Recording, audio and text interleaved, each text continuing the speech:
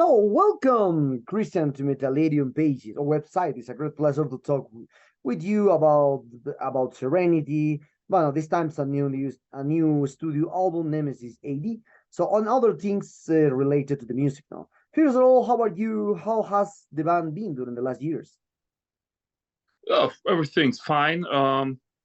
It's of course. I think we all knew that there are some years that are a little bit different than the others, but uh, in the meantime, I would say we're back. We are, let's say, we survived, and we are ready for the release of Nemesis AD, which will be uh, the next chapter in the Serenity music history.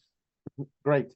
In the last 3 years, had we had to face a lot of difficulties due to the pandemic, but Serenity managed to release The Last Night in 2020 and Memoria just in 2022, which is your first live record in your career. And now you are releasing the new studio album, Nemesis AD. So, considering the band members are involved in different bands and projects, how do you work when it comes to composing and recording a new album? When do you begin to work on this new record, and how do you know it's time to release new music? Considering in these times there are a lot of competition and thousands of metal albums are released every month, every week. Yeah, yeah. I mean, but this was somehow all the time like this. So there's always new music. There's always competition. There's always something coming out, and so yeah, we have our kind.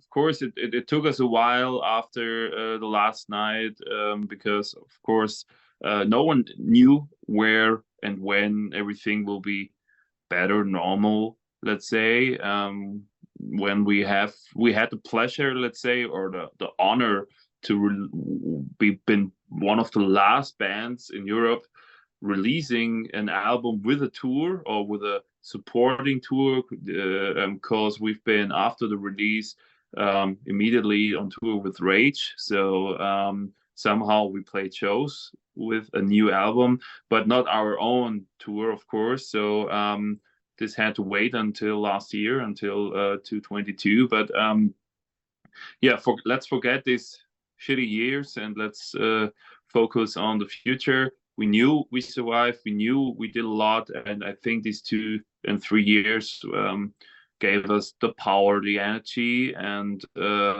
everything to be ready for something new, which leads us to Nemesis AD. And for this one, I mean, we were not sitting all the time there and writing new music because we had to think or to feel in which direction it would go. But of course, when we knew everything will come back, everything will start again, we could make plans for writing the new album. We could discuss about which topic it will be. So I think it was more or less some months after the last night tour in 2022, we discussed, okay, that will be the next album, when we have to start. And then we started slowly and in a good mood and full of energy with the songwriting, with collecting ideas, let's say. And in January this year, we were sitting here in my studio the first time with Sasha Pat, our producer, George, and me, listening to the first rough ideas, to the first songs for this album. And yeah, we had immediately a good feeling because there was already a lot of stuff, a lot of good stuff we could listen to. And so we were full of, we knew that it will turn out great. And I think somehow we made it. Oh, well, yeah, a lot of trouble. So, Mark Pastorini joining the band this year. Oh, was he involved in development of the new? Well, was he involved in a development of the new album? What contribution has some experience like him brought to the band? Yeah, I mean, the story of him is a longer one than the one with Nemesis AD. He was also already a part of our songwriting crew in the last night because George started to work with, or was starting to work with him already before the last night or in the days of songwriting, composing of the last night, due to the Fallen Sanctuary project. And of course, we knew him already many years ago. So many shows we played together with Temperance, and also somehow there started this connection already. They've been on tour together, and so on and so on and so on. Yeah, there were several parts, let's say, missing. One part missing was there was no one closer to George in his area, let's say a songwriting partner. Usually he had our former producer who was living in Munich, and then there was no one. And I'm a little bit more far away, and it's not that easy to meet because of all the dates. So that was the first thing. But this started already, like I said, before the last night. And then as the live season, the live things were back on our schedule, we just felt like, yeah, there was always this problem since I've joined Beyond the Black. It wasn't that easy to have all the time a fixed guitar, fixed guitar player with us. And so yeah, it was a little bit, let's say, we were on the search for someone, and we wanted to have someone fixed. And then George came up with the idea, hey, let's ask Marco. He's already working with us. We know him. He can. He's working with him in another project, so it's already somehow combined and connected. And then he said, yeah, why not? It's cool. He loved the band. He loved the music. And so yeah, we have him now as a fixed member. Everything is easier like that. And of course, like you said, he's a good songwriter who did already a lot in composing music, and of course, creative brain. More in a band can't be that worse, and it's a good thing because it helped a lot to create this new album. And his ideas are completing, let's say, ours, and that's a good thing. Okay, nice to know. You frozen. Oh yeah, no, There. Okay. Yeah, now it's back. Now it's back. You frozen a little second. Oh, fine. No worries. Okay, so you have been in Serenity for a long time. So did the way you compose and record an album change much through all these years? So how do you feel about releasing this new album compared to the times when you released the first ones? I mean, of course, in my first days in Serenity, it's been completely different, as I had to learn and understand how Serenity music is working, how Serenity fans are listening to Serenity music, how in general this male symphonic cineastic, or isn't it anymore that? I think we changed a little bit, or a lot. I think a lot, not that much away from this roots of Serenity. We came just more and more to the roots of Serenity, where we feel well. And so that's maybe the biggest change during the years, because we've tried so many things. Even we stood in this style of Serenity, but there was an album full of symphonic. Then there was an album more prog. Then there was an album more this, more that. And since the last 3 to 4 albums, I think we felt better in being more power metal, being more straight, being more riffy, but knowing guitar based, I mean. So but we know on which parts of the song we can still show elements we've collected in the past of Serenity. So there are parts where there is still prog, you could say. There are songs which are completely full of cool cineastic elements and symphonic elements. There is melodic metal. There is also power metal. There's all the things that are let's say that makes us to Serenity, or gives us the identity we have. And this is something I understood since the last 2 or 3 albums. And this is I think my job in Serenity, to collect all this and give it a red line, to give it one sound, to give it one thing. Everyone could already hear and listen. Hey, this is Serenity. I know this is a Serenity song. Not just when George is singing, already in the whole soundscape. Let's say. Okay, great to know. Great to know. I had the chance to listen. Well, I had the chance to listen to the new album, and it sounds great. I think your fans will love it. So there is always a positive vibe in your songs. How could you achieve this during your compositions, considering that we deal with a difficult times recently? I mean, after a pandemic, probably some people were expecting something darker. I don't know. I mean, yeah, the thing is, I think we never been that dark, to be honest. I think Serenity music is working with these days or working with that time. But the thing is, I mean, someone we never had the thinking about doing that, because we first of all, we are not we are writing about history, but let's say not about history that just happened 2 days ago. We are writing music about history that's centuries and ages ago. So we try to give to make our music. We always try to make the people, let's say, happy, or we want to give them a good feeling, even though there are of course songs which shall start to make you think about something. Like also on this album there are a lot. If it's on the one side reflections, which is giving you usually a push, something positive in the lyrics, or if it's just the sky's our limit, where it's really about, hey, please think about. I mean, it's like that. It was something for Albrecht Dürer, but it's also something for us. Don't there is no limit for you.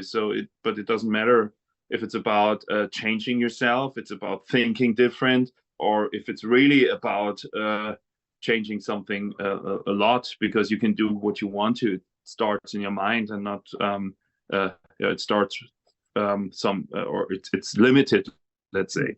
But we are not, like I said, we don't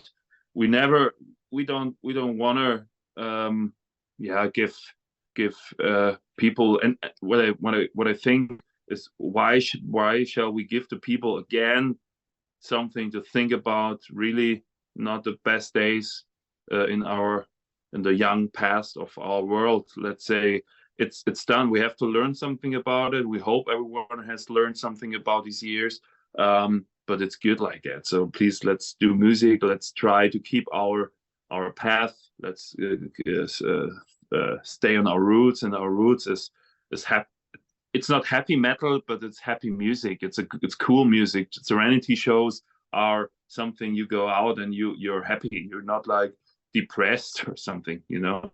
Yeah. Okay. So the ordering of the songs in an album is important to keep the listeners attached to the album until the end, especially in these days when people want everything fast, and not everyone takes its time to enjoy a full album. In this sense, so how do you work in order to choose the order of the songs for the album? Yeah, I mean, first of all, we broke the rules completely with Reflections, because an 8-minute song is definitely something against the current rules, because 2 minutes 30 or 3 minutes song length is not our style, but it wasn't anymore. It's not metal music. We are always longer than 3:50 or something. So yeah, the direction in this one, or the list and the setting of the songs, I suggested it, and we kept it like this, to be honest. And the fun thing, or the fun fact, is that usually after you're sending the master to the master files to the record label, you're listening, you do a break, and then you're listening to your album again some weeks later, just to be fresh, have fresh ears, and have, I don't know, a little bit, you're stepping a little bit away from it. And yeah, and this time when I was listening again to it, I had to say it's the perfect direction or direction, how it's called, the perfect song selection. It's every song is really on the absolutely perfect position after the other. and there's such a great red line by listening. And yeah, sometimes you're lucky. Let's say Yeah. sometimes you would change something, but this time it's really perfect. We wouldn't change anything. Okay. So in addition to the previous question, the first song after the introduction, The Fall of Man, Yeah. is the best way to open an album, by the way. So, and you invite Roy Khan for this song, which sounds amazing along with the voice from Greg. So, what can you tell about this? So, how do you get in touch with Roy Khan? Also, did you compose the song thinking about him, or did you look for a guest singer once one is composed? The song was composed before, to be honest. It was not the opposite, and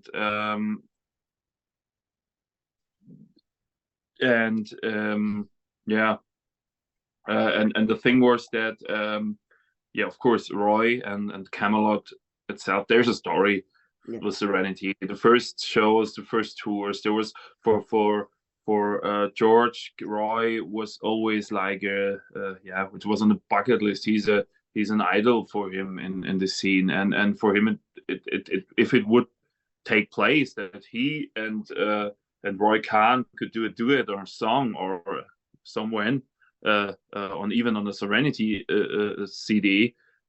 Yeah, this was a dream come true for him, and also of course for Serenity after this history with Camelot. And yeah, so we were pretty happy that he said yes to the song. I mean, usually you have to show a guest musician first a song because you can't. It's very less happening that you can ask someone and telling him, hey, would you like to do a song with us? Yes, of course. Doesn't matter which one. This would be what makes everything easier, to be honest, in songwriting with guests. But usually it's like this. And yeah, but what he did then after what happened after he was singing this song and or the parts together with Gexy's voice in this duet. It's just magic. It's awesome.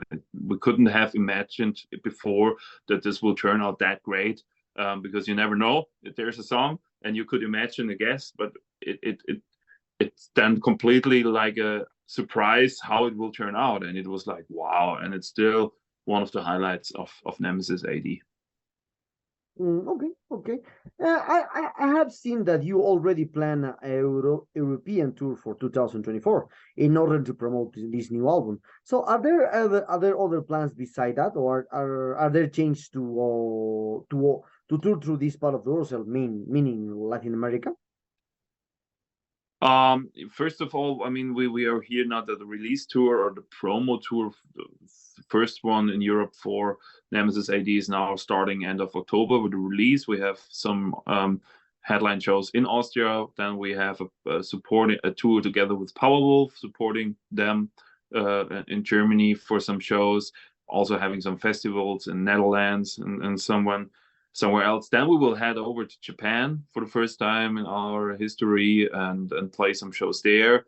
Then we do a short stop in the US for the 70,000 tons of metal, and then we come to this European tour. And yeah, but the plans then stop for the moment because we don't have any news about anything else. But of course, the booking agencies are working like crazy. Of course, we have some confirmations for some festivals already, which we are not allowed to release yet or announce yet. But there will be some festival shows already fixed for the summer, and I'm quite sure there will be a lot more because I think this new album will make a lot of people happy listening it, and when you have a good album out, you have to play it, and the people want you to play it, so we will be there.